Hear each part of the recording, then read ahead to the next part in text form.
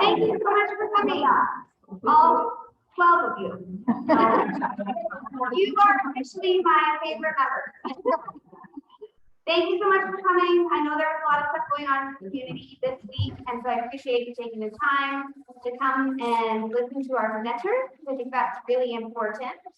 We'll just go over a quick overview of our past presentations. That was something that was asked for quite a few times, if I remember. At the beginning of each meeting, if we could just do a quick overview of who we've supported in the past before we do the presentation. So first, our sponsors, the lovely Fairmont in our fancy room, and it's really fun because Courtney for sure is not here for the first time ever. Doesn't work for the Fairmont anymore, and this is their first time with a tiny screen. And so I walked in and I was like, Courtney, is this because you don't work anymore? We don't go around.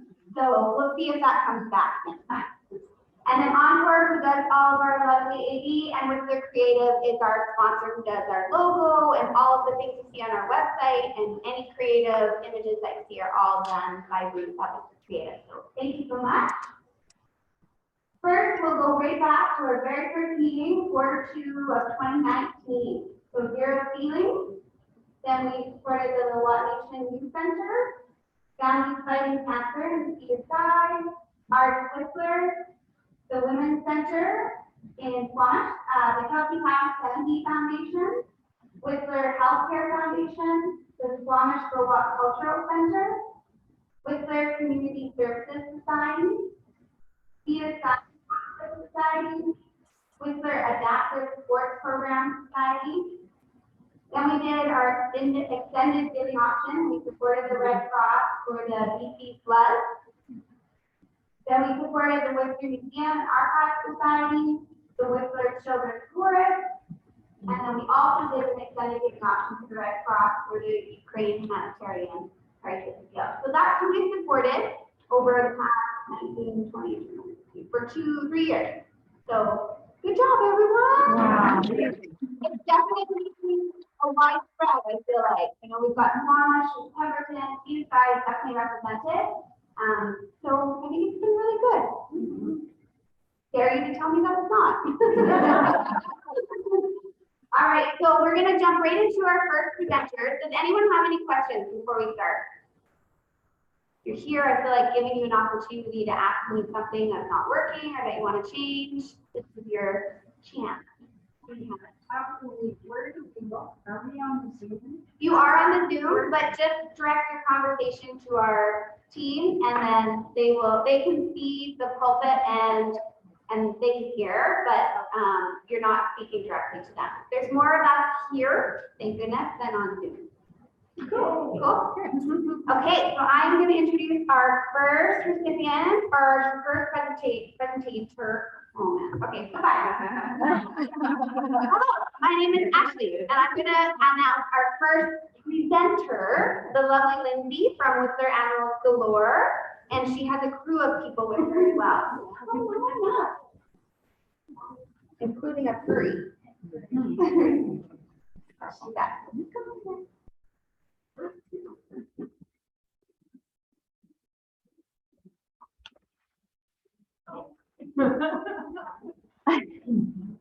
Hi, good evening, everyone. My name is Denise Wood. I'm the chair of the board of WAG, and with me tonight is Lindsay Suckling, our executive director, and Rocco, which will tell you a little bit more about it when it goes on. WAG is Whistler's animal shelter, but WAG is more than just a shelter. We're a safe haven for sick and injured animals, and often the only place that they can go. Let me start by saying that not all animals have the care they need, and many suffer in silence. Every month, animals are surrendered to WAG, and we simply cannot afford to vet them after tragic accidents or unexpected illness. We have many programs at WAG, but it is because of our critical care program that WAG's doors can stay open for these animals, the ones who need us the most. This year alone, WAG has taken in 18 animals in need of emergency treatment, ongoing care, and rehabilitation. On top of all the healthy animals we took in this year, we care for 3 animals with cancer, diabetes, 1 cat with pancreatitis, 1 dog with a broken hip, 3 dogs with broken legs, and one needing to be amputated, multiple animals with skin infections, severe eye infections, and dental surgeries. 3 litters of puppies and kittens who were so young they needed to be bottle fed every 2 to 4 hours. And one sweet senior dog named Copper, who unexpectedly, very sadly, passed away at 16 years old from birth. To date, we've spent over $30,000 to save and rehabilitate these dogs and cats. So as you can imagine, our funding under our critical care program is dwindling. As our costs rise, it does for families too, making pet ownership more costlier than ever. A lack of pet-friendly affordable housing is also placing pressure on WAG as surrender demands increase and adoption is slow. WAG is a unique shelter. We service Whistler, Pemberton, Little Rock Nation, and the SLRD, but also the entire Seaside corridor. We take in animals from Vancouver to Lillooet, where we go where our help is needed the most. We value the lives of senior, palliative, and special needs animals as much as we do our kittens and puppies. We provide a safe and nurturing environment for any dog or cat in our community, and we work diligently to find them their forever homes. Last year alone, WAG took in 130 animals. For every animal we care for, we are also positively impacting the lives of at least 5 to 10 communities. The families who had to surrender their animals can take comfort in knowing that their loved ones are cared for and have a solution. We also impact people who find injured or lost animals and bring them to WAG. Our volunteers in foster homes who get to work with them and fall in love with these animals. And of course, the new families that will adopt them. We are an animal shelter, but we also take great pride in being a community service for humans as much as we are for our animals. We have an annual operating budget of around $280,000 a year. And as mentioned earlier, we spent about $30,000 to date on critical care and planning. Our request tonight provides funds to where we have the most impact. All funds will be put towards our critical care program fund. Depending on what we're faced with in the next few months, the power of your contribution tonight could fund 5 to 10 life-saving surgeries, as well as medications, bandage materials, and supplies, which means it could contribute to positively impacting the lives of future humans, the families and people who surrender, adopt, volunteer, and foster. Our critical care fund helps more dogs, or can help more dogs like this guy, Rocco. And I'm going to pass it over to Lindsay, and she can tell you a little bit more. So, he's falling asleep. Hello, my name is Lindsay, and like Denise said, this is Rocco. Rocco came in for care in June with a severely infected and ruptured syndrome combo. He spent many months working with his family for an outreach program with the goal to reduce his home. However, it's hard to find when they put their addiction under control. His wound was just too much to manage. His family loved him very much, but they made the difficult and loving decision to surrender him. After further diagnostic work, we discovered that Rocco was terminal severe. Because the tight size and location of the tumor on his elbow, it can't be removed. But because of our critical care fund, we were able to get Rocco the routine medical treated by bandage material, wound care supplies, and medication that was effective. Rocco needs 3 to 4 bandage changes a day, with very grateful to this bandage week. Despite the cancer, we're coming to report him surviving in a week or 2. Without our critical care fund, Rocco would have started testing. Most of our critical care cases would not be able to come tonight. Rocco was very social, loved people, and were honestly just so proud of him. But I will support Rocco through these next 3 stages of his life, and with the blessing of his family, we're taking it day by day and following his lead. The most important part is that Rocco loves his life, has good pain-free days, and to date on his birthday. On behalf of Rocco and the animals who lives depend on our critical care fund, the families and communities who love their animals and want to work for help, we thank you from the bottom of our hearts for everything you here today. We are so grateful to be part of such a giving community alongside many other communities. Thank you.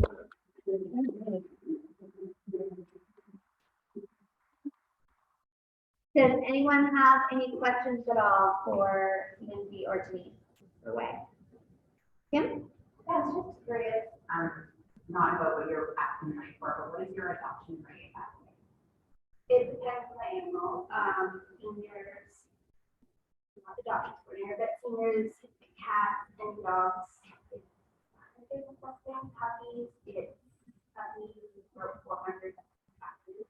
All of the adoptions. Sorry, I meant like your percentage rate, like how many, Oh. like how many animals are you able to re-adopt out of way for how how many have to wait for care.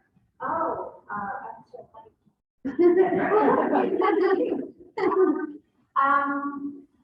Most everyone gets adopted. I don't have to find that out. The other few cases that stay with us long term, and that is not the goal. We have 1,000 people left and been with us for 4 years. But that is not. When we have animals that are stressed out or sick, we try to have them foster home. So Rocco has and the goal is to adopt.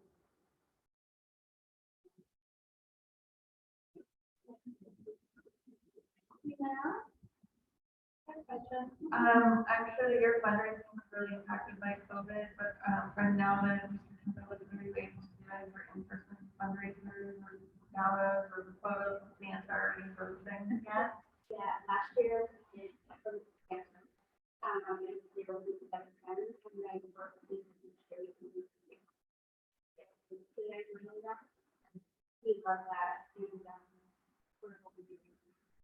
And then hopefully next year as well, more staffing and stuff like that.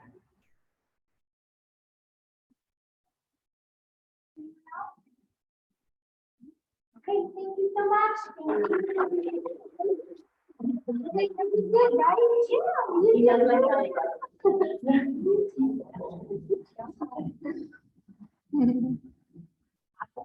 Thank you. All right. How are we doing online there? Nobody's got their. Can you hear us? Can somebody give me a thumbs up if you can hear? Perfect. Thank you. Okay, you're doing good. All right, we're going to jump into our next one. I'm going to invite Carole to come up, please, from Whistler Multicultural Society. And you can. There you go. All right, take it away and introduce your partner there. I'm going to go a long way away. So my name is Carole and I work with the Whistler Multicultural Society. I've done since its inception, and Kriz is our board president, and she came on board well before we incorporated. But I just want to start with a few stats. How many people know how many immigrants are being planned to be brought to Canada in the next 450,000 every year where the government's going right now. Canada's population is expected to almost double to 74 million, due to mostly to immigrants by 2068. Think about Whistler and the Sea to Sky corridor and how we're going to need. We already need lots of temporary foreign workers. We need lots of people from abroad. There's going to be more. In 2016, 32% of residents, according to the census, were immigrants and newcomers in Whistler. Wow. But they're probably quite invisible to you. Between 2011 and 2016, 40% of immigrants, which is 8% of the increase in population, came into Canada. What that means is that more and more 40% of the immigrants were new at that time. These are not people that arrived back in 1990, 2000. People are coming, they're coming all the time. 2014, April, she was one of them. So we have a large population of immigrants and newcomers here. Not just people who come from the season, many of them come, they live their lives in their country. And essentially that's what the Multicultural Society works for. We started as a grassroots, I'm going to give you a little bit of history just because you probably don't know. We started as a very grassroots group. It was actually funded as part of the community development project that the program managed at the time. Spent 8 years doing many things, but doing things that the immigrants in town wanted us to do. We went to them and said, what do you need? And they said things like, we need connections, we need to understand how things work. We want connections, we need to learn how to present ourselves, we need to learn how to move up in our jobs. And we spent 8 years doing that, but they also said that we wanted to show the community what we can do, and what we bring to the community. I don't know how many of you ever went to the Multicultural Festival. So that was for 8 years. 9 years. And that was hugely important to this group because it was the one time in the year that people came out and showed what they could do. It was not a fundraiser that made any money on it. It was there basically for locals by locals to try and build a community. After 8 years doing that, I think there was a group that felt that it was important. They wanted to become more formal. They wanted to be able to support immigrants and newcomers and also grow awareness in the community a little bit more. And so on the 29th of January, 2020, we incorporated the non-profit society. And that unfortunately means that we put the plug in now because we incorporated after the end of 2019. We do not qualify for any funding in caps off from the 31st of December 2019.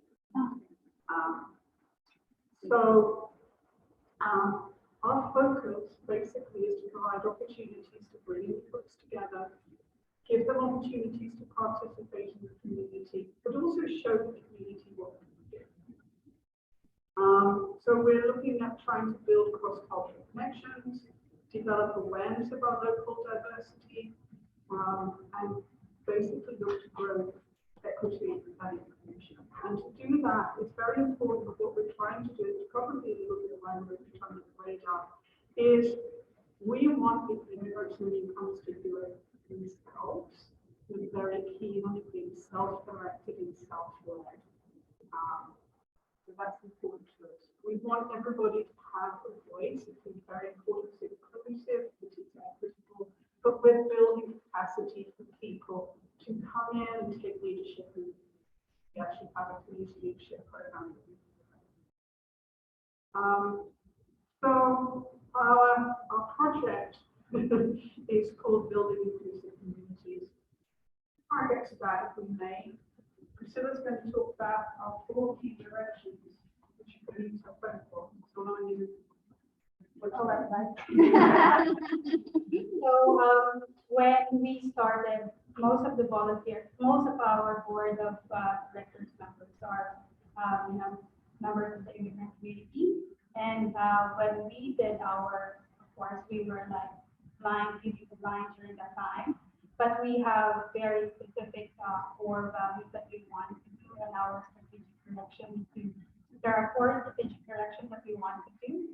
We wanted to provide opportunities for newcomers and immigrants to participate in our community. We do have some cultural sharing and volunteering.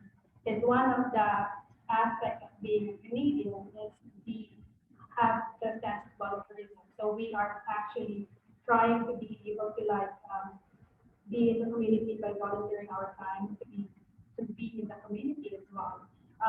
Another part of that first strategic process is like supporting others. We have this immigrant peer educator program that I have personally participated when I arrived here, and then we have the community leadership program, which is like now having gaining lots of traction in the community. So like one example is like creating some awareness in the other employers why certain group of people react this way and why they don't understand some other aspects of that. Another program that we are trying to build strong enough is to develop a focus in representation. One of the projects we did, which we're going to talk about more later on, early this year, was like building inclusive communities. It was like a discussion it was like 4 weeks, 4 sessions in 4 weeks of January and February that we have talked about diversity, equity, and inclusion and belonging. So we wanted to develop a dialogue building inclusive communities. And then we also wanted to make sure that immigrants are able to be heard, like their voices are being heard. Because most of the time, it's the same thing. We just are always a bystander of the thing. The next item that we wanted to build up is educating our community on building awareness and understanding of our diversity. we are very diverse in the Tico Sky area. So I think nowadays you would notice that the white person is becoming a minority in Whistler and in the Tico Sky area, especially in Squamish. And we have extended our services to Squamish as well as like a small portion in Cleverton and in the Sunshine Grove.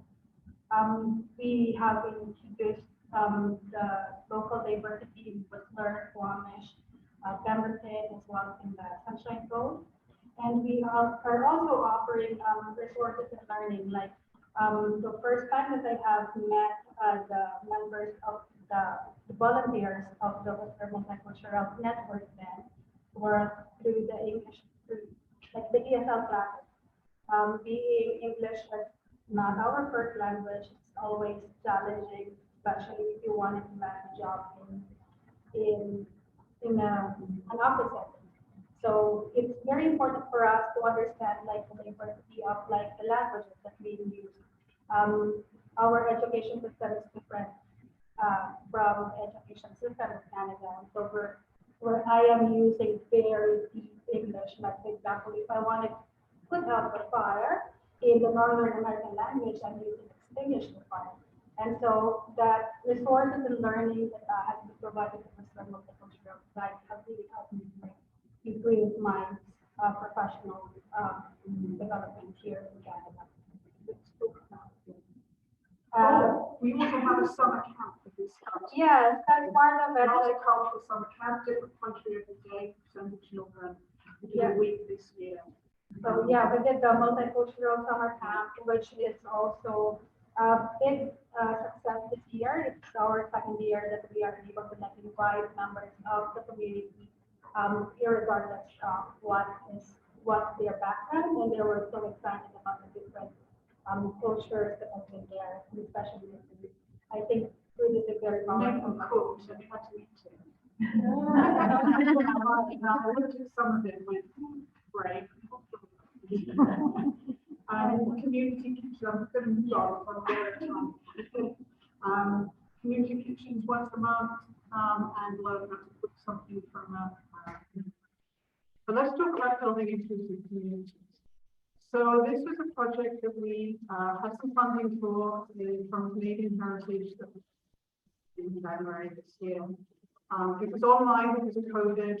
And what we wanted to do was to hear how immigrants and newcomers felt about things like multiculturalism and belonging, and how we might do things. And we did some interviews that we used to start conversations, and we invited 24 panel members, including politicians, mayors, business people, the local First Nations, and 13 interviewers. We basically reached 6,996 across the field of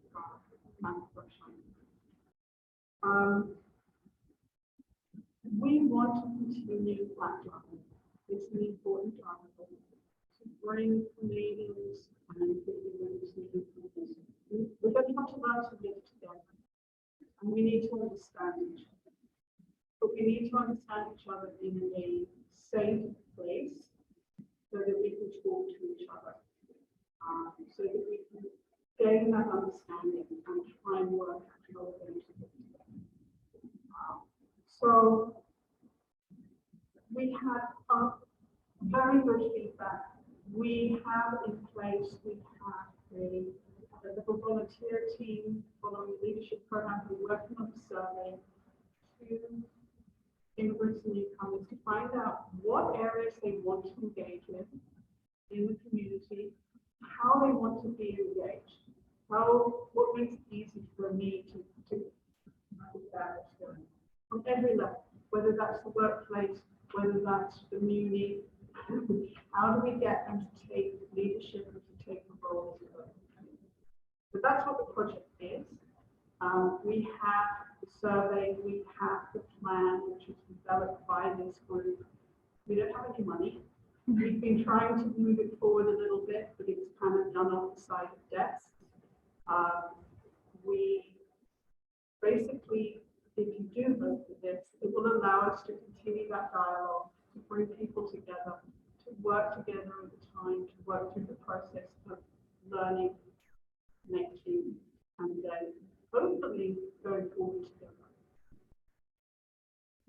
And I would like to add, And Priscilla was a panelist, and she's getting very quickly, probably way over time. this is going to be great. I just wanted to add to the conversation that the building community, so topics of racism and bullying and harassment to some other members of the community has been discussed as well. But we have focused on the diversity and equity. So we wanted to move forward to being able to make sure that we are answering the great needs, because some smaller areas are too, like, they are too small that it's like a big something. But through this conversation, we are able to hear the voices of the other people that are not voices, and they have this space to be able to express themselves and be able to make sure that we are continuously going to deliver services that are needed by the majority of the population that are in Scottish and essentially. Thank you.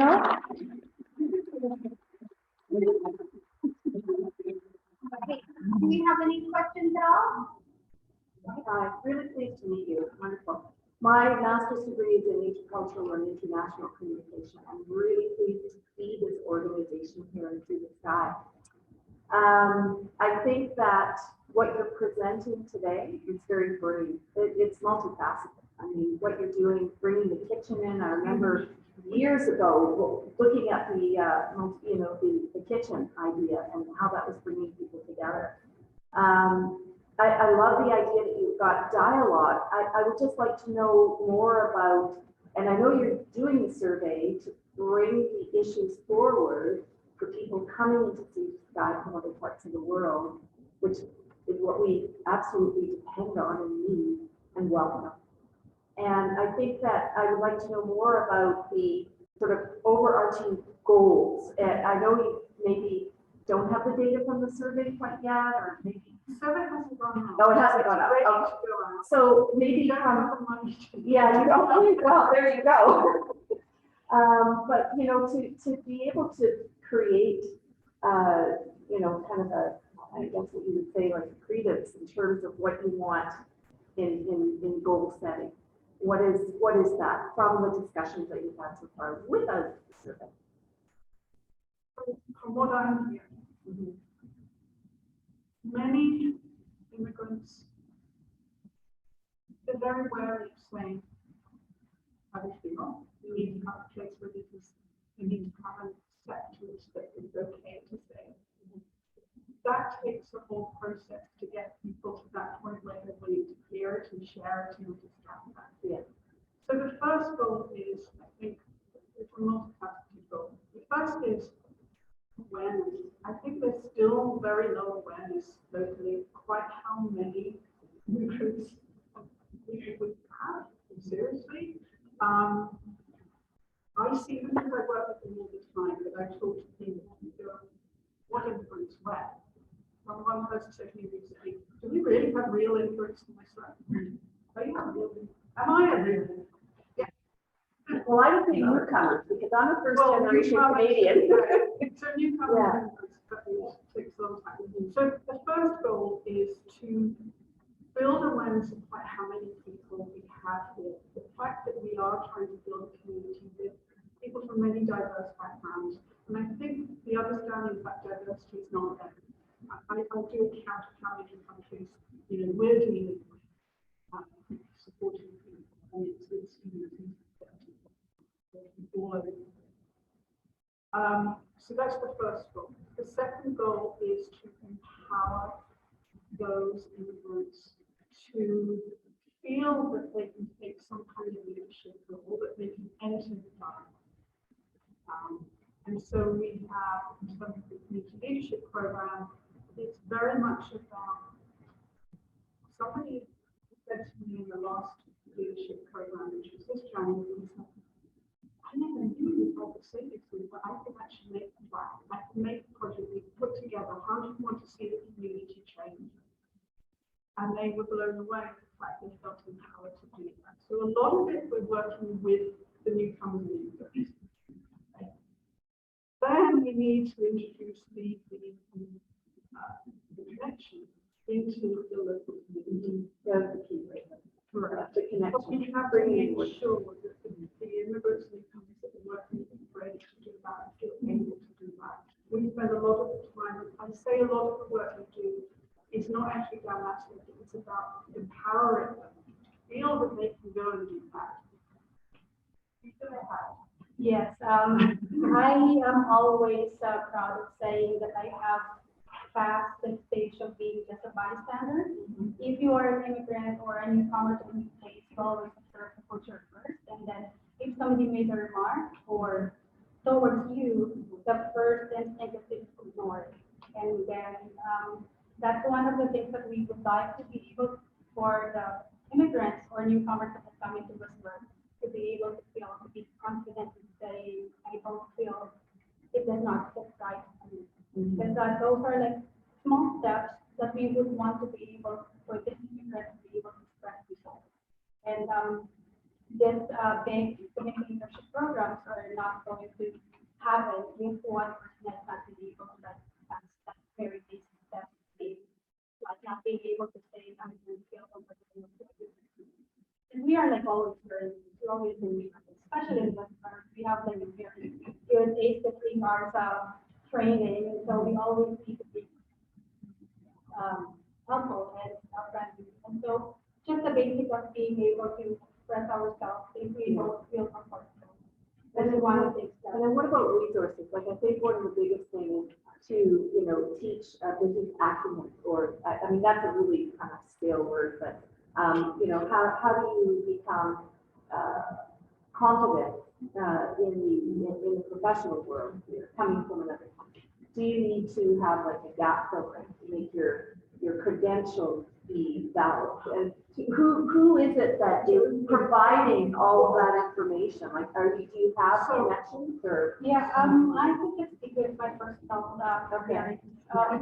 Yes, those are the struggles of an immigrant. Most of our education are always like 2 steps back. Yeah. We needed to like either take an education or be able to like work on this role and then be able to move slowly up the ladder. The Western Multicultural Network then has been a good resource for me to be able to find out where I can be able to do all these things or what are our options. Going back to the school or studying again in a new country is not an option for us. We needed to like be able to secure housing and be stable first and find a job that is like going to be able to feed us. And then that's the only time that we could feel thinking of our professional development or moving to another level. And so the Multicultural Network has actually helped immigrants to point them in the right direction or be the advocates to be able to find those other resources or options that are available for us. I want to add one thing, is that one of our values, and we are involved with, I'm not going to use the word subcontracting, but we work with Carole in settlement services, federal and provincial settlement services. The possibility of the corridor, that's a very recent thing, we're struggling with that, is growing too fast. But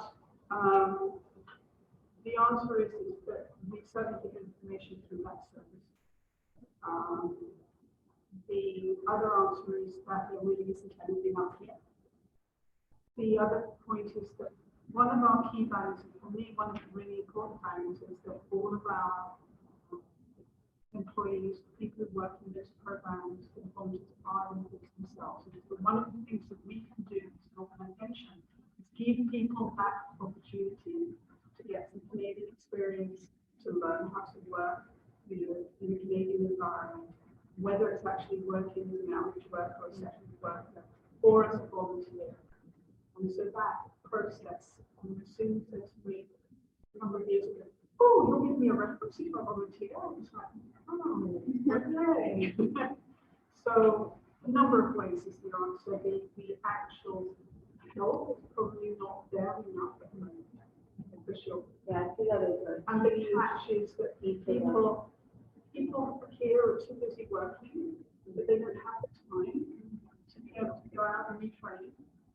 So how are you supposed to retrain? Work we see if you're going to go into a training program, you have to be underemployed, means less than 20 hours a week.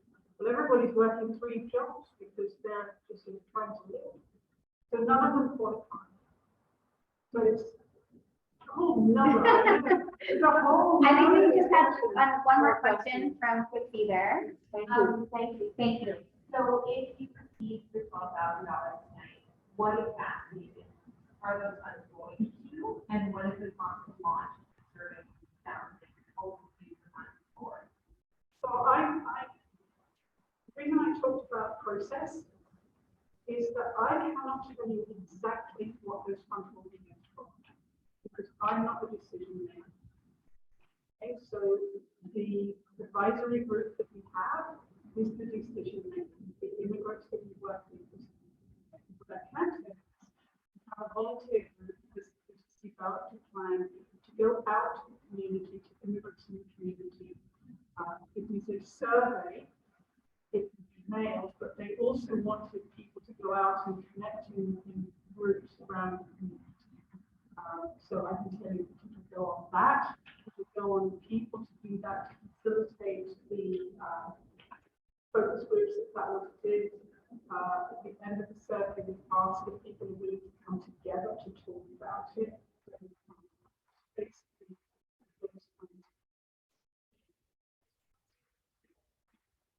Awesome. Thank you.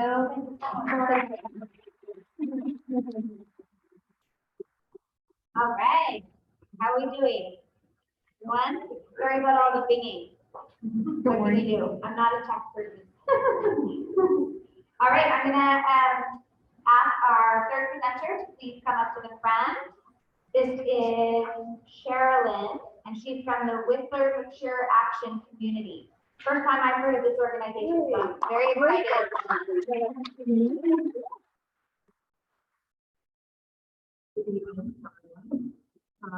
Mac is very grateful for this opportunity to come and speak to you.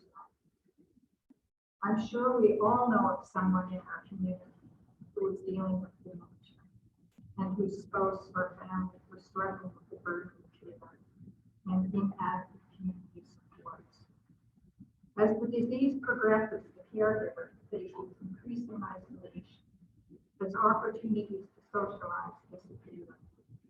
Our project addresses that problem, and it also meets your goal of health and well-being.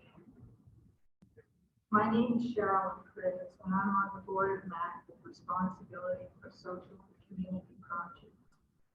Briefly, our mission is to advocate for Whistler seniors on a number of issues, such as housing, including assisted living, healthcare, transportation, and to provide opportunities for social engagement. We are now broadening our scope from Whistler to the core. We have had success in obtaining seniors housing in Rainbow and Shepherd's Crossing. We also purchased the pedal wheelchair, which is available on loan, free of charge, for adults with mobility disorders. It's stored at Meadow Park, and it's especially useful for people with Parkinson's disease, multiple sclerosis, stroke recovery, or rehabbing from knee surgery. We have an active membership of about 200. There is no membership fee. We encourage donations and weekly grants. We have less than $10,000 in our bank accounts. There are no administration or fundraising expenses, and we operate through volunteerism. MAC is launching a pilot program called Making Connections in October for people with early stage dementia and their caregivers. Each session includes fitness, games and activities, and socializing over lunch. This format is beneficial to both patient and caregiver by slowing cognitive decline and addiction and bringing enjoyment to both through socializing. We will measure success through feedback. The dynamic of each group of people is different. We will have to be flexible, respond to feedback, and make immediate adjustments to find out what works. We have partners with support from Seed Sky Community Services Better at Home program, MAC volunteers, and assistance from Vancouver Coastal Health, excuse me, and Meadow Park in spreading the message. We have been collaborating with Pemberton as they implement a similar program. Whistler and Pemberton programs are open to seniors in both communities. So it's a corridor-wide response to address the recognized gap in services for seniors. Once a month is an eternity to someone with dementia. We would use your funds to run a program with additional opportunities for social engagement. Costs involve room rental, fees for a fitness instructor, refreshments. This comes to around $200 minimum for 2.5-hour session at market rate. Plus, we need monies for some simple fitness equipment, games and puzzles, and perhaps to contract with other providers such as Zumba instructors, and subsidies for activities and excursions. In terms of impact, the people I have registered for our pilot are very grateful and excited to have this activity available locally. One of the caregivers had spoken passionately to another funding organization about the need for this type of program. In the absence of your funding, next steps would be to offer continuity through other grants and to lobby the municipality and WCSF to make this program one of their regular offerings, perhaps with support from the Alzheimer's Society. With all the discussion about age-friendly initiatives, aging in place, accessibility and inclusion, and becoming a welcoming community, it seems inconceivable that this type of program would not be available to seniors in Whistler, many of whom have raised their families. Let us give them something to look forward. Thank you again for giving me this opportunity to speak to you. We look forward to being able to take our pilot to the next stage with your generous support and would be honored to be chosen for you.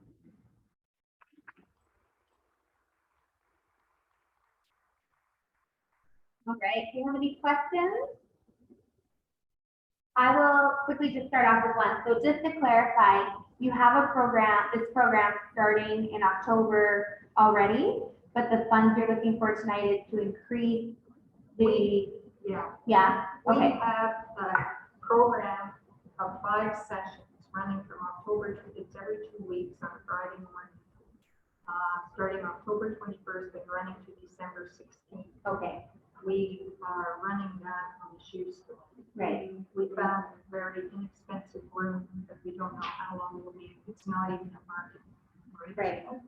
Better at Homes is covering the refreshments. And I charge a nominal fee to pay for an instructor. Okay, But and I still have to borrow money from Matt and or make pitches to get, right. But based on that, the results of that, we are hoping with your money to be able to continue. So the funds for, if from 100 women, if you were to get it, would be to increase this program so it can go for longer or go for more Well, often or that sort of thing? I calculated that actually at $200 per session, that if we ran the program weekly for 52 weeks, it would cost just over $10,000. Right. So if we ran it 1 year, it's unlikely we would be able to run it weekly just because of the human resource. Right. But we could run it every 2 weeks and be able to run it for 2 years. Right. And I think that would mesh, by that time, we would probably have the senior center in the new Northlands development, and we would have a home for the program. And at that point, I believe we would get municipal support up and deliver. So that's the long term. Yeah, go ahead. Yeah, that was actually, that was my question, was, you know, have you been able to secure a facility? Where is that facility? And what sort of the sustainability, what's the outlook? And I could just describe it. Yeah, Where are you? we're in do you- Spring Creek. Okay, Spring Creek. yeah, And, we pay $20 okay. for a session there. What facility is it in the city? Spring Creek, Community Services Oh, building okay, that actually Zero Ceiling has the lease on. right. And they rent it out to other, Mhm. nonprofits. Yeah. But, you know, when I compare, I mean, that's the reason we can run the program, is we've got such cheap rent Right. for the five. Right, But if we go anywhere else, we really don't get a Yeah. worry. And, I think what I figured out would be is a minimum of, $90 instead of 20 to run the session. Because they charge per hour, and it's more. yeah. So you're running a pilot, I love, you use the word. Yeah, we're running a And pilot. how many people have you got involved in the program so far? Participants. Yes. Or I've got, the room is small, Yeah, so we can only accommodate 7 couples, and that's signed up. But the thing is that you need a small group anyway, because they need more individual attention, and they don't want too much confusion. So I think it's going to work out well. have you received, because I'm a math member and I have received some of the information. Have you got a lot of people interested? Have you had a big response? I've had people who want to receive the information, and I've had 7 couples who said they were interested in taking the course, so I hope it all together. I just need one more to come out. But the thing is, there's such a stigma with dementia. There are people out there that I know could benefit, but they don't want to come. So you have to make it normal. And also, usually the person that's afflicted with dementia, they are quite often, they are very hard to deal with. Strong-willed, and giving their partner a lot of problems. And the partner might want to come, but the patient is adamant, no, not going to come. So I'm hoping really out of this program is to be able to get our communications expand so that people know we're there as a resource, and that we'll be able to run a larger program.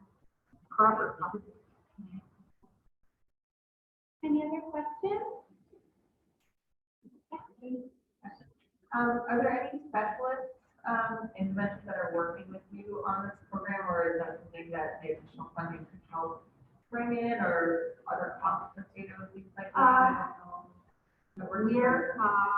We're in consultation with the Alzheimer's Society, and they do offer courses, and they offered some training materials to our fitness instructor. And I believe the person for Better at Home is the Better at Home's coordinator in Squamish, who will be assisting us in some experience with that. I myself am a little bit leery that I'm not going to know, because I'm sort of setting up the activities, and I'm trying to get stuff that's appropriate, but I may have to go through some kind of course. All right, thank you so much. Okay, so those are our 3 organizations for this evening. Before we vote here, I will just do my best to do sort of a quick overview also for the people on Zoom, because I know it's a little hard to hear. So our first organization was Whistler Animals Galore, WAG, if everybody knows it, and they are looking for funds for their critical care program. So specifically looking after animals that have come in that need more help than the normal animal coming in. WAG is presenting for their 2nd time tonight as well. They were one of our originals from our 2nd meeting in 2019. So thank you so much for coming back and presenting with us. Secondly, we have the Whistler Multicultural Society. And so they are looking for funds for their Building Inclusive Communities. And so sort of what I took from that is You want to get the survey out, that's sort of the first step that you're looking for, and then your organization will kind of take those funds, if they were to get the money, to help get to the goal that you're looking for, which was that inclusive communities. And you're not sure sort of on the steps that that will take, because you have to get the results from the survey for that, but all of those monies are going to be going towards building a stronger, more inclusive community in the Sea to Sky. And then thirdly, we have our Whistler Mature Action Community, which they are looking for funds to progress their early stage dementia program. They have a pilot going for 5 weeks, what's it? 5 sessions, my apologies. And they're looking to take those monies to build that program for a year, 2 years, whatever the cost associated with that for our community. So those are our 3 votes this evening. I will let everybody, I'll launch the poll in just a second. Does anyone not have a ballot? You forgot yours or lost it? That's because you were first here. If anyone needs a ballot, have a lovely Kriz, Charalyn. There you go. And I will launch this poll. Yeah. Hi.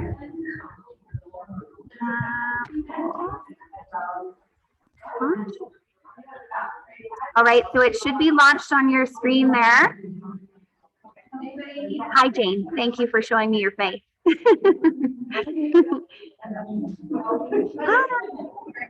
All right, do your poll. I'll be back.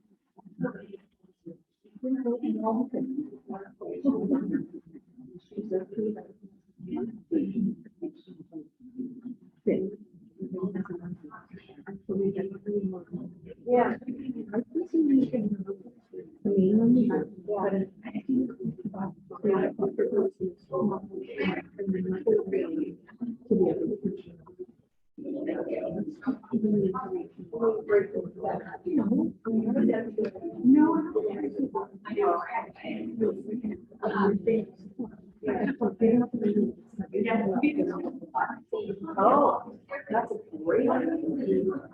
That's a great idea.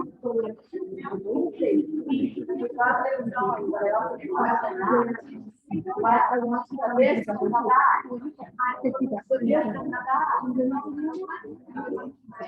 Let's tell about that.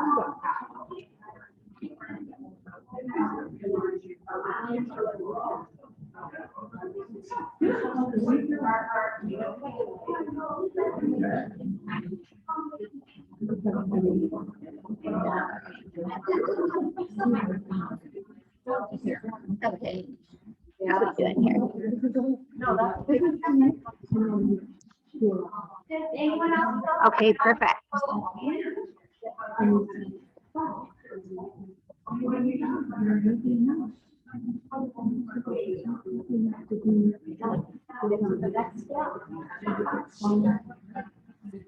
Perfect. We have an idea for you. Oh, thank you. Okay. For her. Cool. I don't know. Yeah, it's a tough one. You can chat with people when they're here. Yeah. I'm running for school trustee. I'm running for first term. So I'm going to bring a layer and sheet for my school. And I'm looking at 3 different platforms. One is food, mental health, physical well-being for people. And the third is guidance for secondary key at an earlier age so that they know where you're going and where everything has to go. You can have a plan.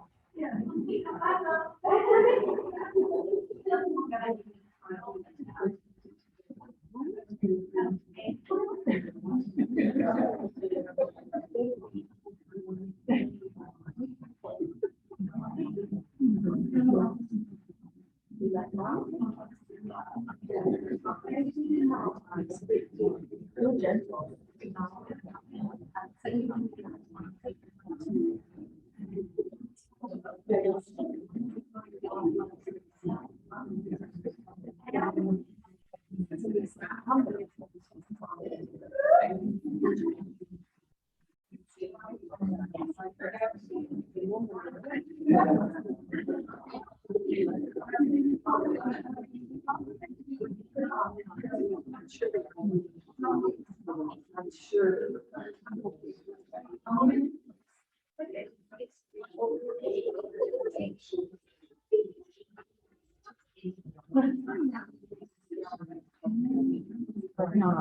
Okay, so while they count all of those ballots and everything from online there, we're gonna have a presentation from one of our past recipients. So I'd like to invite Carole to come up on behalf of the Whistler Healthcare Foundation. Let us know what we did. Oh, and I took a little picture. I went there. Yeah. Well, thank you. I'm Charalyn, the chair of the Whistler Healthcare Foundation, and also a member of 100 Women from 2019. It's been a while now. And I just wanted to give you a little update. And back in November of 2020, we were the fortunate recipient of over $11,000 towards our trauma room project upgrade. A little background on the project is the healthcare center was built in 1994, and at the time, the trauma rooms were state of the art. 200 square foot trauma rooms. They were awesome. Well, since 1994, electronic medical record systems, portable x-rays, portable ultrasound, a whole bunch of equipment that was never intended in those original rooms. So by the time 2019 came around, those rooms were really crowded, and the medical teams that worked on traumas, which we are very good at trauma and Whistlers, we've got lots of them, was really crowded. So at the request of the medical teams and the Whistler Healthcare Foundation, Vancouver Coastal Health came in, looked at the trauma rooms and did a study and realized that they were 30% smaller than they would be if they were designed to the standard of 2019. So a project was struck, and the trauma rooms, the idea of the trauma rooms, take it back right to the walls, put a glass partition in between so that two trauma rooms could become one trauma room if needed when it's really large trauma each to their own. And then moved all of the equipment up to the ceiling, so it's all on booms. And what it did was really allow much more useful space for the team members when they're working on the trauma. So that work, it was a $1.5 million budget, entirely funded by the community and by donations like 100 million that went towards that. So it was the largest project at the Whistler Healthcare Foundation. We raised the money in 2021. The work was done in 2021, and the trauma effort just before season of 2021, and had a huge impact. Keeping in mind, there were temporary trauma the whole way along because trauma stopped the project. So this, when we did the soft opening and then a couple of major donors, the staff are thrilled. The project came in under budget. We were able to actually get a little bit of extra equipment as well for the healthcare and trauma. And so we hope no one ever has to see the trauma room, but if you do, you can come in and see your name on the plaque here. We're definitely listed as one of the donors. And thank you very much for your support. And we use it, but we don't got state-of-the-art trauma.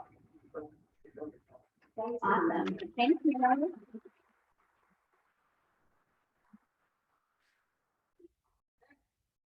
You guys did that. Good job. Great job on that. All right, so I think I didn't announce it at the beginning, but we have currently 120 members. So our donation this evening is for $12,000. I don't know where they went. They were standing right there and now they're disappeared. Lynn, can you see them just out the door? Okay. Who wants to tell the story? Oh, here it comes. Okay. Here we go. Slowly but surely. Perfect. This isn't awkward at all. It's a good thing. Perfect. You're sure wonderful, right? Turn it the other way, please. Walk down this side. There we go. Volunteers, what can you do? Awesome. Thank you so much. Your printing looks very nice. All right. So I want to say thank you to each of our presenters this evening. I really appreciate you coming and sharing your stories. It is difficult for us sometimes to find organizations that are looking for funds, which everybody finds shocking, myself included. And I would have had no idea until I was in this role and trying to find people. So I find it really interesting to reach out in our community and find new organizations. So I very much appreciate you coming here today, taking your time to share with us. And I think everybody in this room learned something new tonight, for sure. All right. Okay. Our $12,000 donation by majority vote goes to, drum roll please. Hitler Animal Galore.